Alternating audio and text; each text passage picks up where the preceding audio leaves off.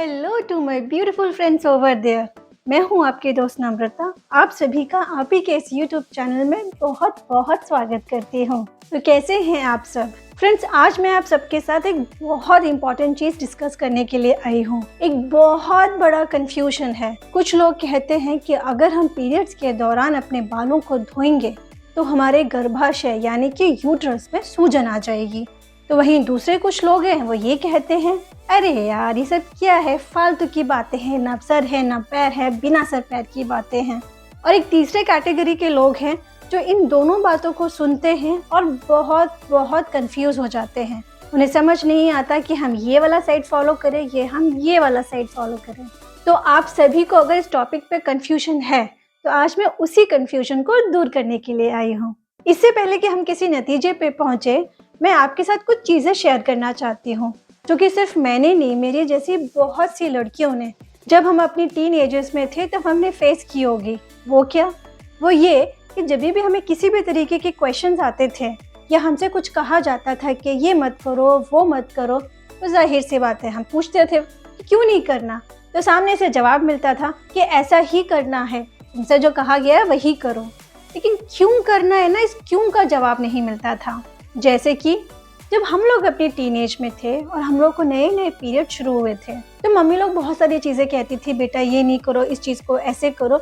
उसमें एक और बहुत इंपॉर्टेंट चीज़ थी, वो ये थी कि पीरियड्स के दौरान बेटा सर मत धोना। ठीक है मम्मी, नहीं धोना, पर मम्मा क्यों नहीं धोना है? बेटा तुम्हारी भलाई के लिए कह रहे हैं, ऐसा करने से गर्भाशय में सूजन आ जाती है, यानी यूट्रस में सूजन आ जाती है। मम्मा यूट्रस में सूजन आ जाती है, वो कैसे?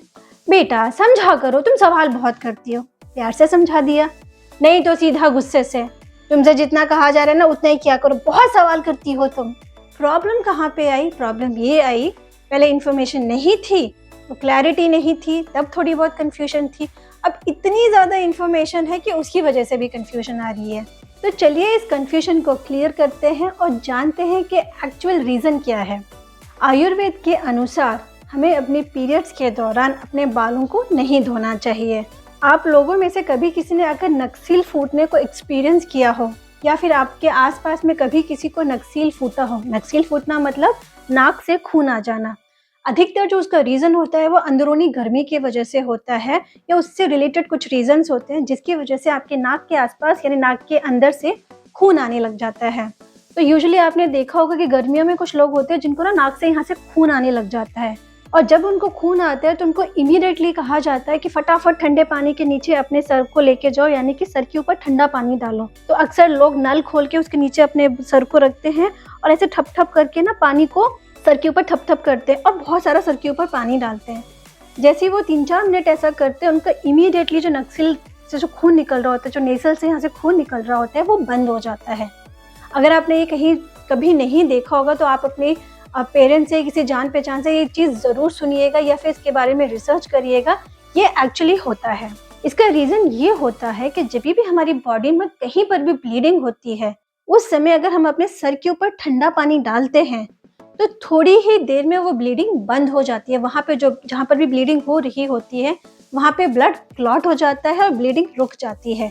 ये एक नेचुरल बॉडी का प्रोसेस है। अब आप सोचिए कि हर फीमेल को जब वो अपने पीरियड्स में होती है उसे 3 से 4 या 5 दिन की ब्लीडिंग होती है, यानी कि बॉडी में से जो ब्लड है वो बाहर निकल रहा होता है। ऐसे में अगर आप अपने बालों को धोते हैं, स्पेशली 2nd और 3rd डे बहुत हैवी ब्लीडिंग होती है, तो ऐसे में अगर आप ये हैवी ब्लीडिंग के दिन या जब भी ब्लीडिंग हो रही है तब आप अपने सर पे अगर पानी डालते हैं तो ये बॉडी को इंडिकेशन देती है कि जहाँ पर भी बॉडी में ब्लड ब्लीड हो रहा है, बाहर निकल रहा है, उसको वहाँ पे इमीडिएटली रोका जाए। ये बॉडी एक संदेश देती है। तो आप सोचिए कि जो ब्लड हमारी बॉडी से आराम से निकल जाना चाहिए, वो एक नॉर्मल प्रोसेस है, वहाँ बाधा आती है। आपके यूट्रस में कहीं ना कहीं ब्लड क्लॉट होना शुरू हो जाएगा। अब क्या इसका मतलब ये है कि अगर मुझे फॉर एग्जांपल मैं अपने पीरियड्स में हूँ और मैं आज ही अगर सर धो लेती हूँ तो मेरा ब्लड क्लॉट हो जाएगा पूरा इमीडिएटली? ऐसा नहीं होता। ये बहुत स्लो प्रोसेस होता है। ऐसा नहीं है कि आपको बहुत ब्लीडिंग हो रही है और आपने सर धोया ब्लड एकदम बंद, ऐसा नहीं होता है। लेकिन जो पूरा प्रोसेस होता है उसमें रुकावट आ जाती है। यूट्रस के किसी एक हिस्से में जहाँ से ब्लड निकल रहा है वहाँ हल्का सा क्लॉटिंग शुरू हो जाती है, यानी कि जो क्लॉटिंग का जो प्रोसेस है, जो अर्ली प्रोसेस है, वो शुरुआत हो जाती है। अब मान लीजिए अगर आपने कभी 1-2 बार ऐसा किया, उसके बाद नहीं आपने कभी पीरियड्स के दौरान बाल धोए, तो बॉडी उसको अपने आप रिकवर कर लेती है। लेकिन अगर आपका ये प्रोसेस है, आप हमेशा पीरियड्स में बाल धोते हैं, तो अगर आपकी बॉडी में ये क्लॉटिंग का प्रोसेस शुरू अगर एक बार हो गया और फिर अगर वो कंटिन्यू रहता है, तो आप देखेंगे जिस हिस्से में वो क्लॉटिंग का प्रोसेस शुरू हुआ है, वो धीरे धीरे धीरे करके एक यूट्रस की गंभीर बीमारी में तब्दील हो जाता है। क्या ये इमीडिएटली होता है? बिल्कुल नहीं। ये बहुत लंबा प्रोसेस होता है, कहो इसमें 5-10 साल लग जाएं। ना आपको कभी पता चलेगा, ना आपकी किसी मेडिकल रिपोर्ट में इमीडिएटली आएगा, क्योंकि मेडिकल रिपोर्ट में तभी आएगा जब वो एक कोई रूप ले चुका होगा। यही कारण है कि आजकल पीसीओडी, पीसीओएस और भी जितनी भी हार्मोनल यूट्रस से रिलेटेड बीमारियां हैं, वो बहुत ज़्यादा और तेज़ी से बढ़ रही हैं।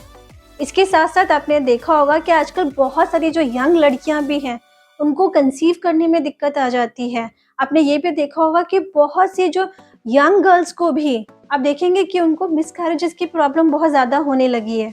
क्या ये प्रॉब्लम सबको होती है? मतलब जिसने भी सर धोया सबको प्रॉब्लम हो जाएगी? बिल्कुल नहीं।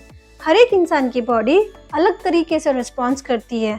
हो सकता है कि आपने कभी अभी तक आप बाल धोते आए हो, आपको कभी कोई प्रॉब्लम नहीं हो, भगवान करे आगे भी नहीं होनी चाहिए, लेकिन आपकी बॉडी स्ट्रांग है, शायद उस चीज़ को बेयर कर पा रही है। लेकिन अगर उसको कंटिन्यूस करते रहेंगे, तो वो क्लॉटिंग का तो एक प्रोसेस है, वो तो कभी ना कभी स्टार्ट हो गई हो, क्या पता वो ऑलरेडी हो चुका हो, हमें पता भी ना हो। तो हमारे जो आयुर्वेद में जो बताया गया है, वो ऐसी हवा में एवं किसी ने कुछ नहीं कह दिया। उस हर चीज़ के पीछे तर्क और वितर्क है। प्रॉब्लम ये है कि जब समझाया गया और इतनी जनरेशन के बाद जो हमें नॉलेज मिली है, वो प्रॉपर ट्रांसफर नहीं हो पाई है। बस ये चला आया है कि ये नहीं करना है, ये नहीं करना, ये नहीं करना। बट ये क्यों नहीं करना है, ये प्रॉपर नॉलेज अच्छी तरीके से ट्रांसफर नहीं हुई है। यही प्रॉब्लम है कि जो नॉलेज ट्रांसफर होनी चाहिए थी सही तरीके से, वो कई मिथ्स में बदल गए, जिसका जो मन में है उसने वो कह दिया। और फिर जब हमें सही लॉजिक नहीं मिलता है, तो हम सोचते हैं फालतू बातें हैं। किसी के भी दिमाग में आएंगे, कल को कोई मुझे कहेगा कि ये मत करो, तो मैं इमीडिएटली पूछूंगी ना, ये क्यों नहीं करना है।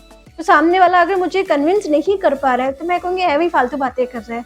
ये जनरल ह्यूमन साइकोलॉजी है।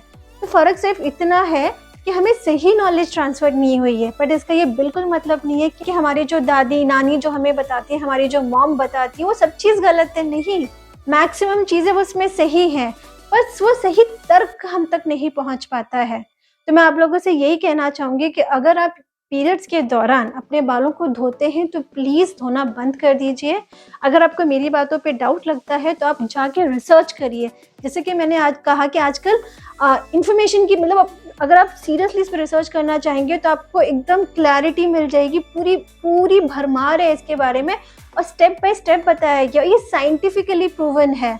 और अगर आपको मेरी बातों पे डाउट है, तो आप जाके अपना रिसर्च करिए, आपको पता चलेगा कि ये साइंटिफिकली प्रूवन है कि जब हमारे सर पे बहुत देर तक पानी पड़ता है, तो it will actually initiate clotting in the body. Wherever there is bleeding, it will start clotting. तो आप अपनी पूरी रिसर्च करिए, तो आपको एक्चुअली सही जानकारी मिलेगी। और आप में से जिनको ये बात पहले से ही पता थी और आप फॉलो करते हैं, तो जल्दी से नीचे कमेंट्स में येस लिख दीजिए कि आपको पहले से ये बात पता थी। तो एक अच्छा लगता है जैसे हमारे बीच में एक कन्वर्सेशन हो रही हो। तो प्लीज़ जल्दी से नीचे जाके कमेंट में ज़रूर लिखिए कि आपको ये पहले से पता थी, और अगर नहीं पता थी तो ये भी लिखिए कि हाँ, आपको इससे पहले नहीं पता थी। तो दोस्तों, आज के लिए बस यही। मिलती हूँ आपसे अगले वीडियो में, तब तक नमस्कार।